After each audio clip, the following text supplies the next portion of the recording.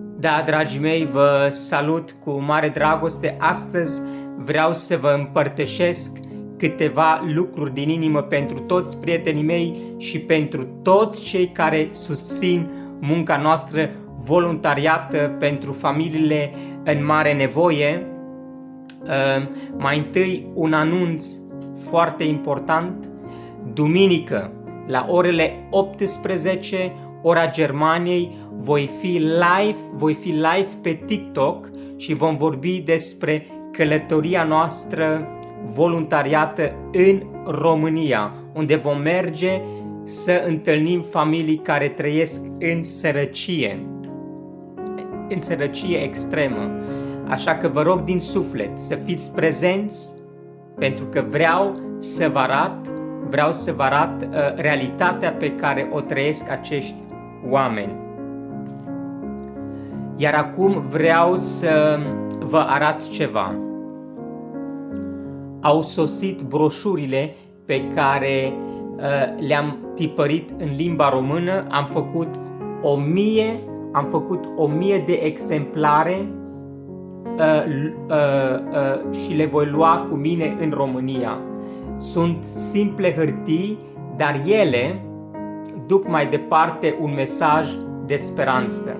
Dacă cineva dorește să ne ajute voluntariat să distribuim aceste broșuri la sate sau la familii nevoi, vă rog să îmi scrieți. Mai am un apel din inimă. Tot mai mulți părinți ne scriu cerând ajutor pentru copiii lor. Ne spun: copilul nu are caiet pentru școală, nu are un pix, nu are o jucărie cu care să se bucure. De când am făcut ultimul video cu Daniel Jorza și Sara Farcaș, numărul familiilor ne cer ajutor, ne cer rechizite pentru copii și copiii, dacă aveți în suflet dorința să dăruiți creioane, caiete, ghiozdane, jucării sau alimente, vă rog să mă anunțați din timp ca să pot veni să le iau. Gândiți-vă că pentru voi e un caiet mic, dar pentru un copil din România poate fi lumina care îl ajută să meargă la școală.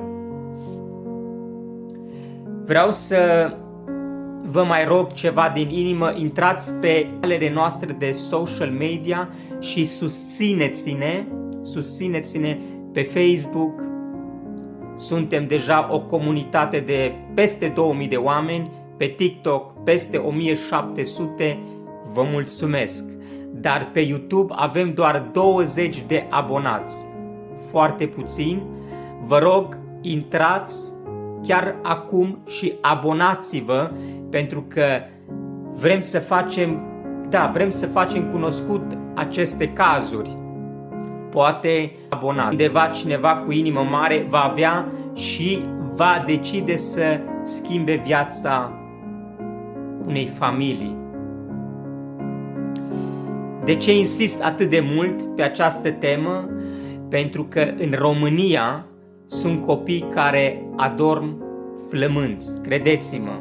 Familii care stau iarna în case reci, fără lemne, de foc, și mame care își plâng copiii bolnavi și nu au bani, oameni buni, nu au bani pentru medicamente sau sunt bolnavi grav și nu au bani pentru operație sau recuperare.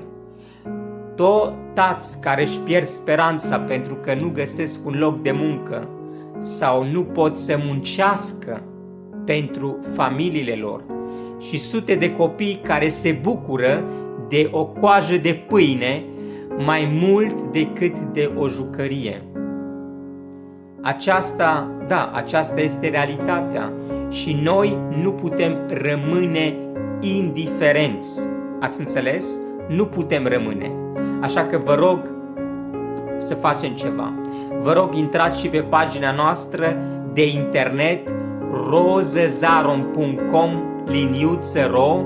Acolo puteți să donați pentru România prin PayPal sau direct în contul nostru bancar în euro.